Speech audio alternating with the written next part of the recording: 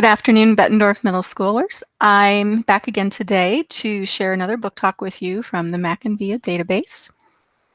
I'm going to head into present mode now with today's presentation. I hope everybody's enjoying the nice day. A lot better than yesterday, what had all that rain. All right, this is my 7th virtual book talk, and today is Wednesday, May 6th, 2020. For today's book talk, I decided to go back a couple of years. This book is still a part of the McInVIA ebook database, which is great because it's a really good book. It was nominated for the Iowa Teen Award a couple of years ago. So I guess you would say I'm recycling this book talk. This book is available in our library as a print copy. It's also, again, in McInVIA. It is a science dystopian book, and I know a lot of you like those. The main character is a boy named Devin. He's about your age. I would call him a middle schooler in this book. And he lives in somewhat slightly distant future. Not way ahead in time, but a little bit ahead of time. And in this not so far off future, the Earth is quite dry. Most of the planet is suffering from a drought. Devin lives on a farm. At the beginning of the story, he lives on a farm with his grandfather. Early on in the story, though, his grandfather passes away and leaves Devin all alone. Devin doesn't have any other family with him. They live on a farm, as I mentioned, and Devin does his best to keep the farm going and managing to feed himself. He tries his best, but unfortunately, he's not successful, and he is forced to leave the farm to find shelter, better shelter, and to find food. So he heads to the nearest city and, expecting a better situation for himself, he discovers that he was not the only child with that idea, that there are actually a lot of orphaned children roaming the streets in this city. And Devin does meet up with a girl who helps him kind of navigate the ins and outs of living in this homeless community of children. One night, Devin is observed performing an act of kindness to another child. It actually involved Devin sharing his coat with a child who was cold. But this didn't go unnoticed, and an adult who happened to see this extends an invitation to Devin to travel to the Gabriel H. Penn Home for Childhood. This is a complex outside the city, and kids are only able to go there if they are invited. And Devin makes a condition of his going there that his friend, this girl, also goes with him. So the two of them go to the Gabriel Penn Home for Childhood. They discover when they get there that there is an overabundance of things like toys, activities, and most importantly, food. All the possible food they could ever want to eat. And while this might seem like a utopia, and I also forgot to mention that the people who run this place, namely the headmistress, they also guarantee to the kids that they will find families for them, and wonderful families that they can go and live with during this drought, this terrible time in the future. However, all is not what it seems, and eventually Devin discovers that there are periods of time when kids in this home disappear for a while, and when they do return, they're not quite the same. It's almost like they have a bit of a zombie-like look to them. And Devin eventually comes to realize that there's more that meets the eye to this home for these kids, and it's not good. So I'm going to leave you with that little excerpt, or that little brief explanation, and I am going to read a little bit of chapter 1 to you. Chapter 1 is pretty long, but I'll see how far I get. And I'm actually starting about a fourth of the way through the chapter. This is right after he has buried his grandfather at the farm. It was nearly dark, and his grandfather was just a dim shape at the bottom of the grave, the sheet covering him as pale as the wing of a moth.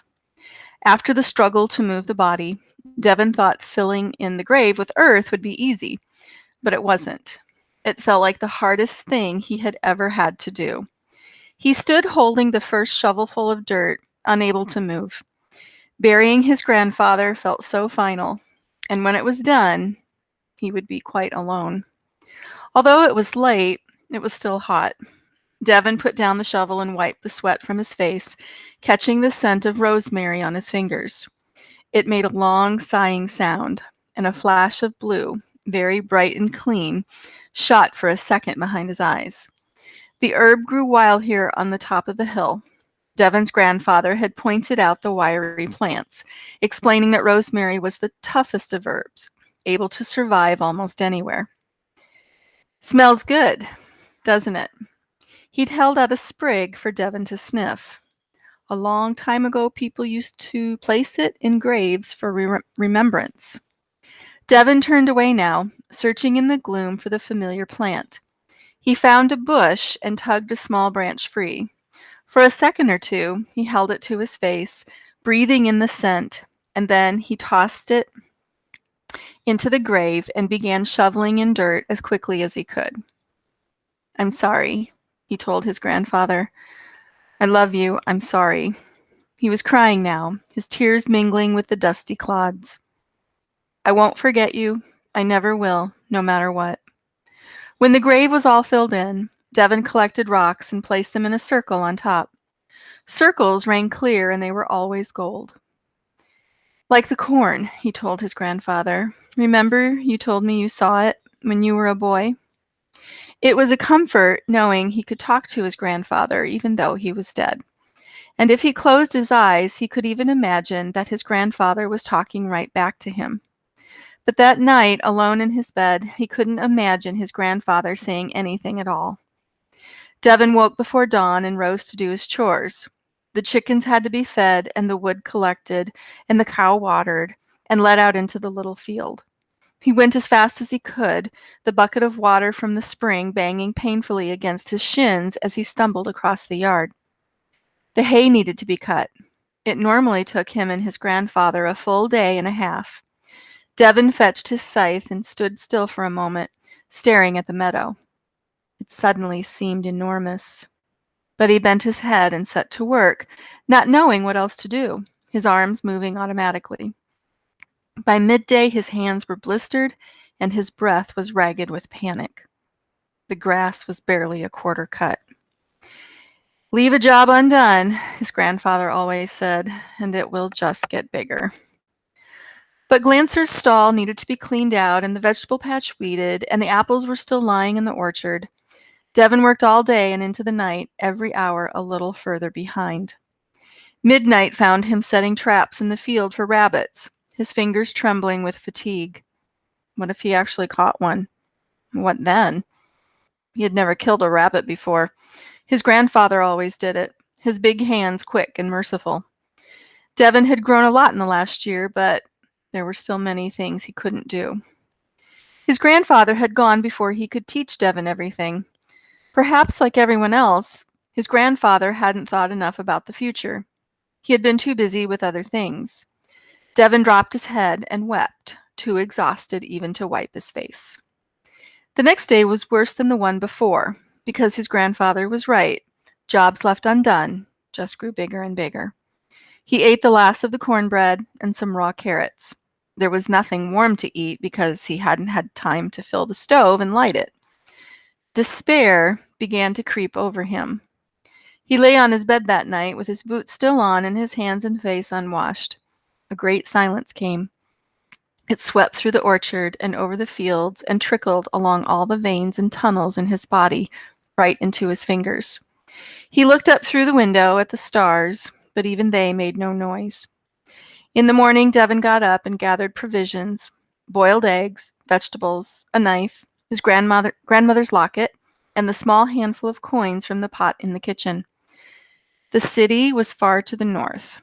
His grandfather used to live there years ago and had described it to him, the buildings, the huge numbers of people. Devin had trouble imagining crowds. He visualized himself and his grandfather, and then added all the people from the picture book. It came to about 50 or 60, which seemed like an impossibly large number. "You'll go there someday too, Dev," his grandfather had told him, "when you are ready to leave." "When will I be ready to leave?"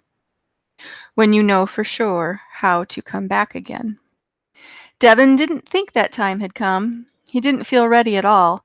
But in the city, he would find help, someone to work the farm perhaps. He couldn't do it alone, and the longer he waited, the more impossible it would become.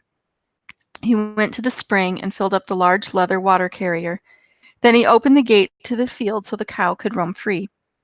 There was nothing he could do for the chickens, but they were hardy creatures, and he thought most would survive until he got back. Finally, Devin went to the barn and let Glancer out. He took off her halter and stood for a long moment with his forehead resting against her nose, feeling her breath, the shiver of her skin. She had been his horse since before he could remember, and the beating of her heart was as familiar as his own.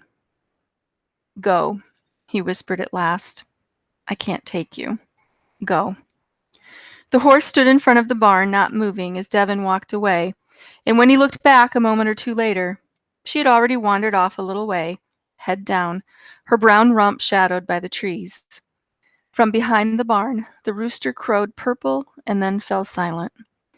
Devin turned toward the north and began to walk.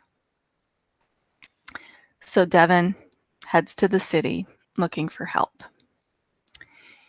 So if you are interested in reading that story, just a reminder that the links to my book talks are on the library Symbaloo. There's a tile that says Mrs. Temperley's Virtual Book Talks, and then the tile right to the left of that is the Mac and Via login. And just a reminder, if you have not seen my book talks before, the login is your username, and your password is your 6-digit computer password without the BCS. Once you log into Mac and Via, the list, there's on the left-hand side, there's on the navigation bar in orange, it says groups. And if you click on that, the first one is a link to the books that I have been book talking during the school shutdown. If you need any help, please feel free to email me, and I will certainly give you some very specific directions to get where you're going. And in the meantime, I hope everybody stays safe, practice social distancing, and hopefully we see you soon. Thank you for watching today.